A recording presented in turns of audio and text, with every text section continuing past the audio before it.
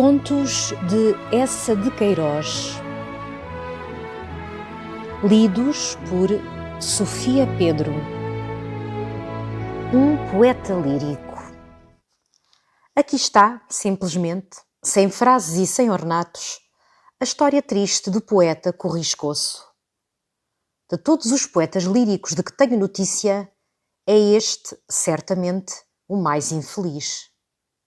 Conheci-o em Londres, no hotel de Charing Cross, uma madrugada regelada de dezembro. Tinha eu chegado do continente, prostrado por 2 horas de Canal da Mancha. Ah, que mar! E era só uma brisa fresca de noroeste. Mas ali no tombadilho, sob uma capa de oleado de que um marujo me tinha coberto, como se cobre um corpo morto, vestigado da neve e da vaga, oprimido por aquela treva tumultuosa que o paquete ia rompendo aos roncos e aos encontrões, parecia-me um tufão dos mares da China. Apenas entrei no hotel, gelado e estremunhado, corri ao vasto fogão do peristilo e ali fiquei, saturando-me daquela paz quente em que a sala estava adormecida, com os olhos beatamente postos na boa brasa escarlate.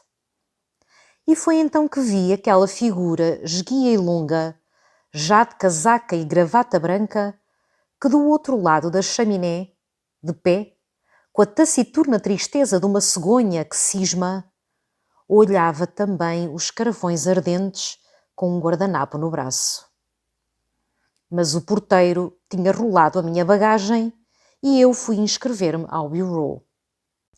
A guarda-livros, tesa e loura, com um perfil antiquado de medalha safada, pousou o seu crochê ao lado da sua chávena de chá, acariciou com um gesto doce os 2 bandós louros, assentou corretamente o meu nome, de dedinho no ar, fazendo rebrilhar um diamante, e eu ia subir a vasta escadaria, quando a figura magra e fatal se dobrou num ângulo e murmurou-me num inglês silabado: "Já está servido o almoço das 7.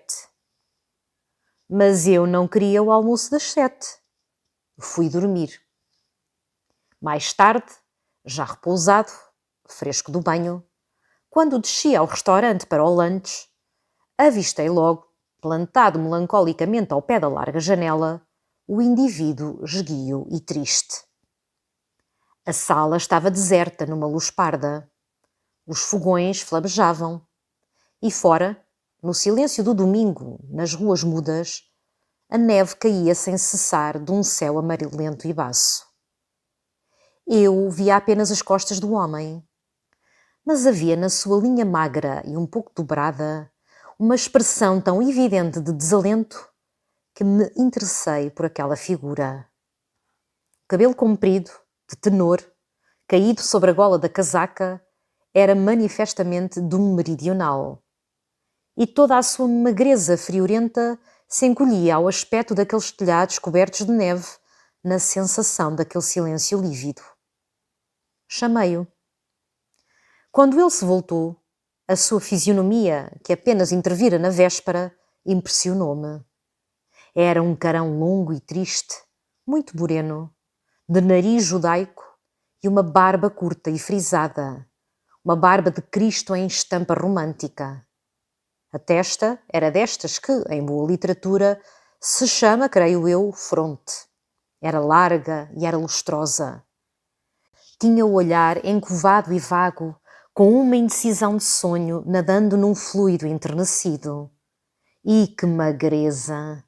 Quando andava, a calça curta torcia-se em torno da canela como pregas de bandeira em torno de um mastro. A casaca tinha dobras de túnica ampla. As 2 abas compridas e agudas eram desgraçadamente grotescas. Recebeu a ordem do meu almoço, sem me olhar, num tédio resignado. Arrastou-se para o comptoir onde o maître d'hôtel lia a Bíblia, passou a mão pela testa com um gesto errante e dolente e disse-lhe numa voz surda: "Número 307, 2 costeletas, chá." O maître d'hôtel afastou a Bíblia, inscreveu o menu e eu acomodei-me à mesa e abri o volume de Tennyson que trouxera para almoçar comigo, porque, creio que lhes disse, era domingo. dia sem jornais e sem pão fresco. Fora continuava a nevar sobre a cidade muda. A uma mesa distante, um velho cor de tijolo e todo branco de cabelo e de suíças que acabara de almoçar, dormitava de mãos no ventre, boca aberta e luneta na ponta do nariz. E o único som vinha da rua. Uma voz gemente que a neve abafava mais, uma voz pedinte que à esquina de fronte garganteava um salmo. Um domingo de Londres. Foi o magro que me trouxe o almoço, e apenas ele se aproximou com o serviço do chá, eu senti logo que aquele volume de Tennyson nas minhas mãos o tinha interessado e impressionado. Foi um olhar rápido, golosamente fixado na página aberta. Um estremecimento quase imperceptível. Emoção fugitiva, de certo, porque depois de ter pousado o serviço, rodou sobre os calcanhares e foi plantar-se melancolicamente à janela, de olho triste e posto na neve triste. Eu atribuí aquele movimento curioso ao esplendor da encadernação do volume, que eram os idílios de El Rei, em marroquim negro, com o escudo de armas de Lanzarote do Lago, o pelicano de ouro sobre um mar de sinopla. Nessa noite, parti no expresso para a Escócia, e ainda não tinha passado York, adormecida na sua gravidade episcopal, já me esquecera o criado romanesco do restaurante de Charing Cross. Foi só daí a um mês, ao voltar a Londres, que entrando no restaurante e revendo aquela figura lenta e fatal atravessar com um prato de rosbife numa das mãos, na outra um pudim de batata, senti renascer o antigo interesse. E nessa noite mesmo tive a singular felicidade de saber o seu nome e de entrever um fragmento do seu passado.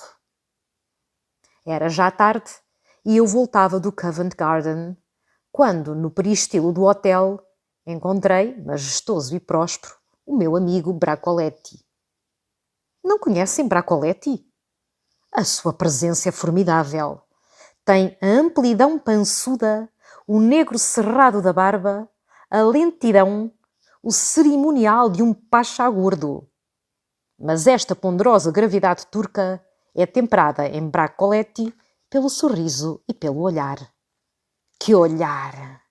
Um olhar doce, que me faz lembrar o dos animais da Síria. É o mesmo enternecimento.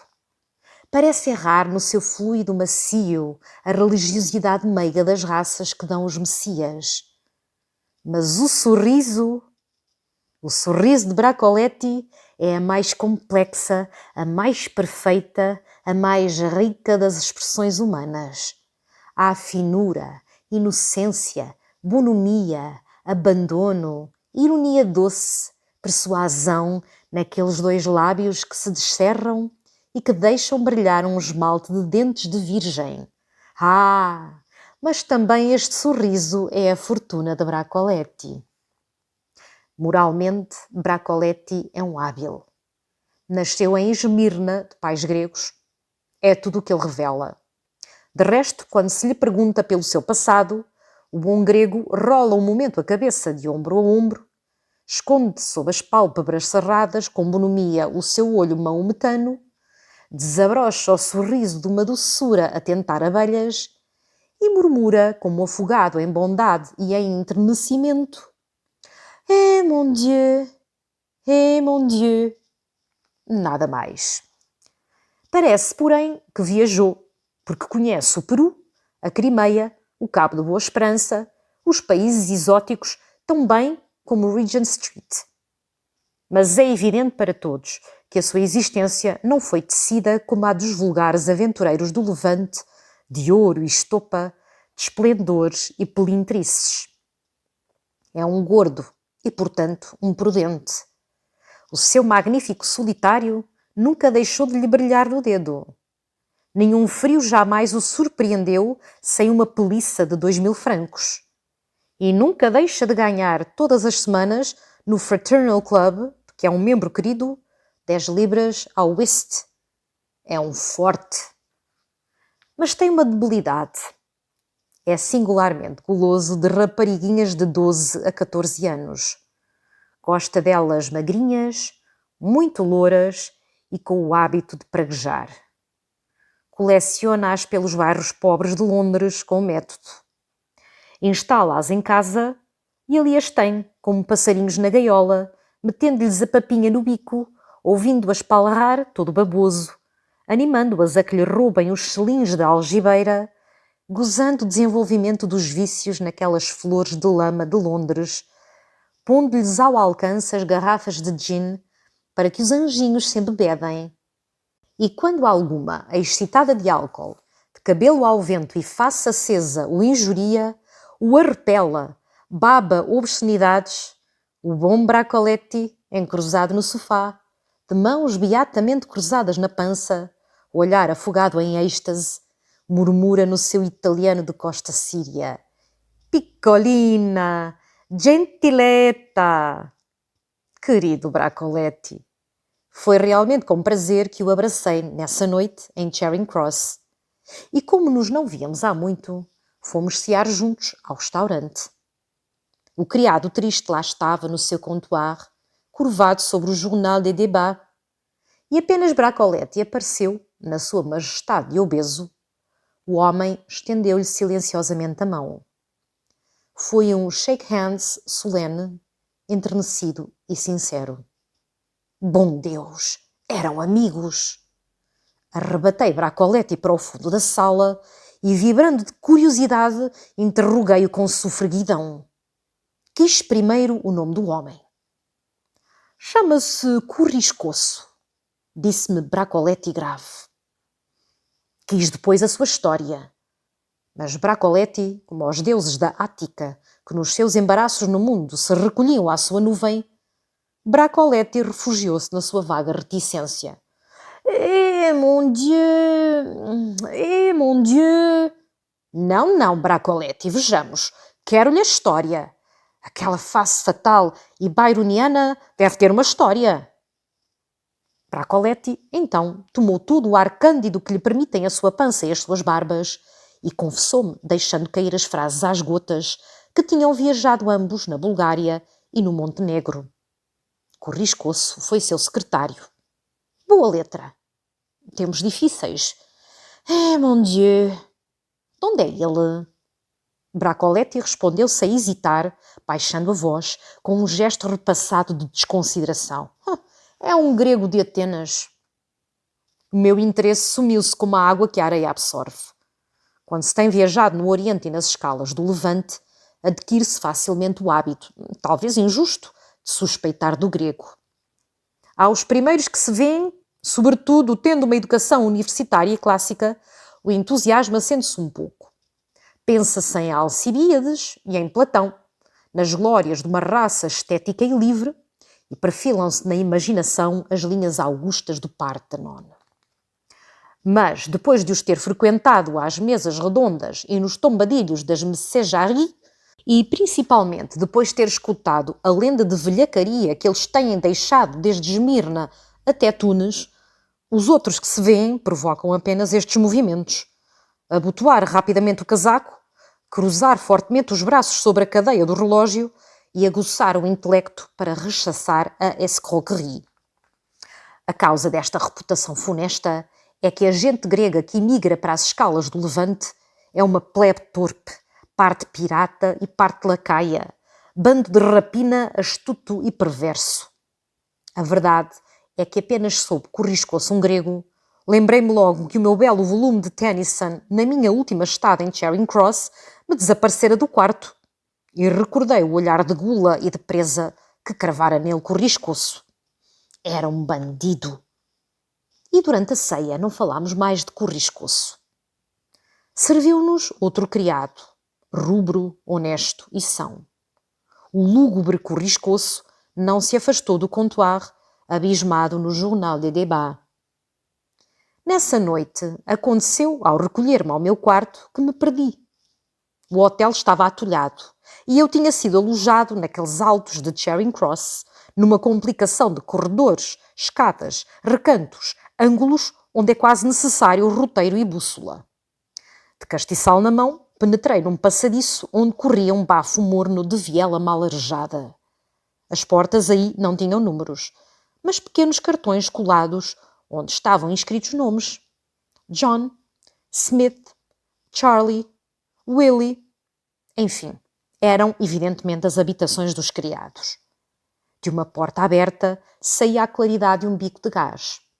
Adiantei-me e vi logo o corriscoço, ainda de casaca, sentado a uma mesa alastrada de papéis, de testa pendida sobre a mão, escrevendo.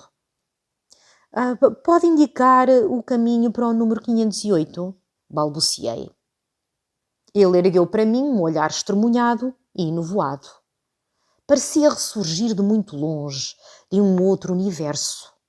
Batia as pálpebras repetindo. 508, 508? Foi então que eu avistei sobre a mesa, entre papéis, colarinhos sujos e um rosário, o meu volume de Tennyson. Ele viu o meu olhar, o bandido, e acusou-se todo numa vermelhidão que lhe inundou a face chupada. O meu primeiro movimento foi não reconhecer o livro. Como era um movimento bom, e obedecendo logo à moral superior do mestre Talleyrand, reprimi-o. E apontando o volume com um dedo severo, um dedo de providência irritada, disse-lhe: É o meu Tennyson. Não sei que resposta ele tartamudeou, porque eu, apiedado, retomado também pelo interesse que me dava aquela figura picaresca de grego sentimental, acrescentei num tom repassado de perdão e de justificação. Grande poeta, não é verdade? Que lhe pareceu? Tenho a certeza que se entusiasmou. Corriscou-se cora o mais. Mas não era o despeito humilhado do salteador surpreendido. Era, julguei eu, a vergonha de ver a sua inteligência, o seu gosto poético adivinhados, e de ter no corpo a casaca coçada de criado de restaurante. Não respondeu. Mas as páginas do volume que eu abri responderam por ele. A brancura das margens largas desaparecia sob uma rede de comentários a lápis. Sublime! Grandioso! Divino! Palavras lançadas numa letra convulsiva, num tremor de mão agitada por uma sensibilidade vibrante. No entanto, Corrisco-se permanecia de pé, respeitoso, culpado, de cabeça baixa, com o laço da gravata branca fugindo para o cachaço. Pobre Corrisco-se! Compadeci-me daquela atitude, revelando todo um passado sem sorte, tantas tristezas de dependência. Lembrei-me que nada impressiona o homem do Levante como um gesto de drama e de palco. Estendi-lhe ambas as mãos no movimento à talma e disse-lhe: Eu também sou poeta. Esta frase extraordinária pareceria grotesca e impudente a um homem do Norte. O levantino viu logo nela a expansão de uma alma irmã. Porque, não lhes disse, o que Corrisco-se estava escrevendo numa tira de papel eram estrofes, era uma ode. Daí a pouco, com a porta fechada, Corrisco-se contava-me a sua história, ou antes, fragmentos, anedotas desirmanadas da sua biografia. É tão triste que a condenso. De resto, havia na sua narração lacunas de anos, e eu não posso reconstituir com lógica e sequência a história deste sentimental. Tudo é vago e suspeito. Nasceu com efeito em Atenas. Seu pai parece que era carregador no Pireu. Aos 18 anos, Corrisco-se servia de criado a um médico e, nos intervalos do serviço, frequentava a Universidade de Atenas. Estas coisas são frequentes là-bas, como ele dizia. Formou-se em leis. Isto habilitou-o mais tarde, em tempos difíceis, a ser um intérprete de hotel. Desse tempo datam as suas primeiras elegias num semanário lírico intitulado Ecos da Ática. Isto levou-o diretamente à política e às ambições parlamentares. Uma paixão, uma crise patética, um marido brutal, ameaças de morte, forçam-no a expatriar-se. Viajou na Bulgária, foi em Salónica empregado numa sucursal do Banco Otomano, remeteu em deixas dolorosas a um jornal da província, a trombeta da Argólida. Aqui há uma dessas lacunas, um buraco negro na sua história. Reaparece em Atenas com um fato novo, liberal e deputado. Este período de glória foi breve, mas suficiente para o pôr em evidência. A sua palavra colorida, poética, recamada de imagens engenhosas e lustrosas, encantou Atenas. Tinha o segredo de florir, como ele dizia, os terrenos mais áridos. De uma discussão de imposto ou deviação, fazia saltar éclogas de Teócrito. Em Atenas, este talento leva ao poder. Corriscoso era indicado para gerir uma alta administração do Estado. O ministério, porém, e com ele a maioria de que Corriscoso era o tenor querido, caíram. Sumiram-se, sem lógica constitucional, num destes súbitos desabamentos políticos tão comuns na Grécia, em que os governos se aluem como as casas em Atenas, sem motivo. Falta de base, decrepitude de materiais e de individualidades. Tudo tende para o pó num solo de ruínas. Nova lacuna, mergulho obscuro na história de Corriscoso. Volta à superfície, membro de um clube republicano de Atenas. Pede num jornal a emancipação da Polónia e a Grécia governada por um concílio de gênios. Publica então os seus Suspiros de Trácia. Tem outro romance de coração e, enfim, e isto disse-me sem explicações, é obrigado a refugiar-se em Inglaterra. Depois de tentar em Londres várias posições, coloca-se no restaurante de Charing Cross. É um porto de abrigo, disse-lhe eu, apertando-lhe a mão. Ele sorriu com amargura. Era, de certo, um porto de abrigo e vantajoso. É bem alimentado. As gorjetas são razoáveis. Tem um velho colchão de molas. Mas as delicadezas da sua alma são a todo momento dolorosamente feridas. Dias atribulados, dias crucificados os daquele poeta lírico, forçado a distribuir numa sala a burgueses estabelecidos e glutões costeletas e copos de cerveja. Não é a dependência que o aflige. A sua alma de grego não é particularmente ávida de liberdade. Basta-lhe que o patrão seja cortês. E como ele me disse, é-lhe grato reconhecer que os fregueses de Charing Cross nunca lhe pedem a mostarda ou o queijo sem dizer "if you please". E quando saem, ao passar por ele, levam 2 dedos à aba do chapéu. Isto satisfaz a dignidade de Corriscoso. Mas o que o tortura é o contacto constante com o alimento. Se ele fosse um guarda-livros de um banqueiro, primeiro caixeiro num armazém de sedas, nisso há uma sombra de poesia. Os milhões que se revolvem, as frotas mercantes, a brutal força do ouro, ou então dispor ricamente os estofos, os cortes de seda, fazer correr a luz nas ondulações dos moirés, dar ao veludo as molezas da linha e da prega. Mas num restaurante, como se pode exercer o gosto, a originalidade artística, o instinto da cor, do efeito, do drama, a partir nacos de rosbife ou de presunto de York? Depois, como ele disse, dar a comer, fornecer alimento, é servir exclusivamente a pança, a tripa, a baixa necessidade material. No restaurante, o ventre é Deus. A alma fica fora com o chapéu pendurado no cabide ou com o rolo de jornais que se deixou no bolso do paletó. E as convivências? E a falta de conversação? Nunca se voltarem para ele senão para lhe pedirem salame ou sardinhas de Nantes? Nunca abrir os seus lábios de onde pendia o parlamento de Atenas, senão para perguntar: mais pão? Mais bife? Esta privação de eloquência é-lhe dolorosa. Além disso, o serviço impede-lhe o trabalho. Corriscoso compõe de memória. 4 passeios pelo quarto, um repelão ao cabelo e a ode sai harmónica e doce.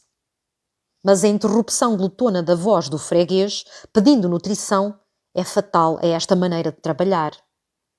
Às vezes, encostado a uma janela, de guardanapo no braço, Corriscoso está fazendo uma elegia. São tudo luares, roupagens alvas de virgens pálidas, horizontes celestes, flores de alma dolorida. É feliz. Está remontado aos céus poéticos, nas planícies azuladas, onde os sonhos acampam, galopando de estrela em estrela. De repente, uma grossa voz faminta berra de um canto. Bife e batatas! Ai, as aladas fantasias batem o voo como pombas espavoridas. E aí vem o infeliz corriscoço, precipitado dos cimos ideais, de ombros vergados e as abas da casaca balouçando, perguntar com o sorriso lívido. Passado ou meio cru? Ai, é um amargo destino. Mas, perguntei-lhe eu, por que não deixa este covil, este templo do ventre? Ele deixou pender a sua bela cabeça de poeta e disse-me a razão que o prende.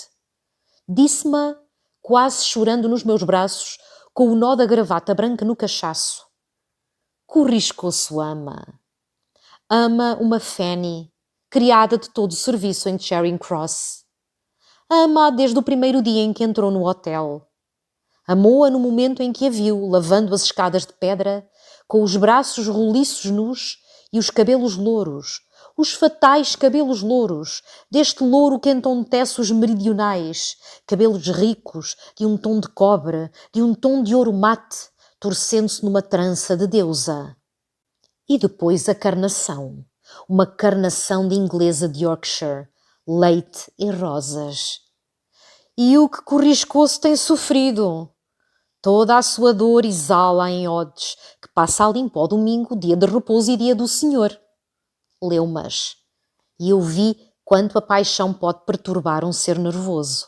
Que ferocidade de linguagem, que lances de desespero, que gritos de alma dilacerada arremessados dali, daqueles altos de Charing Cross para a mudez do céu frio.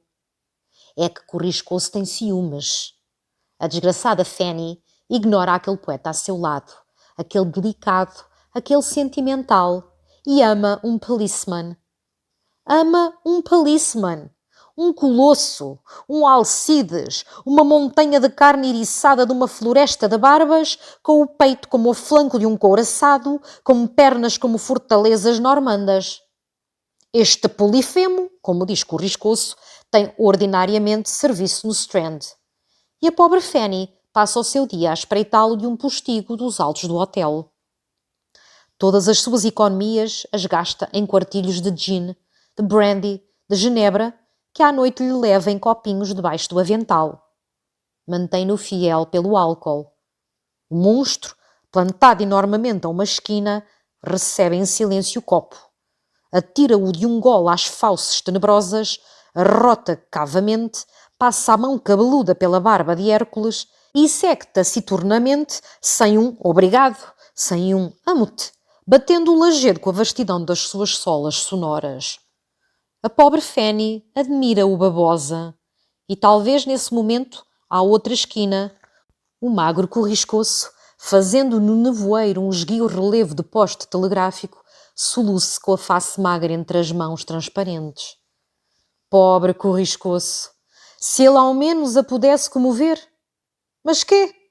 Ela despreza-lhe o corpo de tísico triste e a alma não lhe compreende. Não que Fanny seja inacessível a sentimentos ardentes expressos em linguagem melodiosa. Mas Corriscoço só pode escrever as suas elegias na sua língua materna. E Fanny não compreende grego. E Corriscoço é só um grande homem em grego. Quando desci ao meu quarto, deixei-o soluçando sobre o catre. Tenho-o visto depois, outras vezes, ao passar em Londres. Está mais magro, mais fatal, mais mirrado de zelos, mais curvado quando se move pelo restaurante com a travessa do rosbife, mais exaltado no seu lirismo.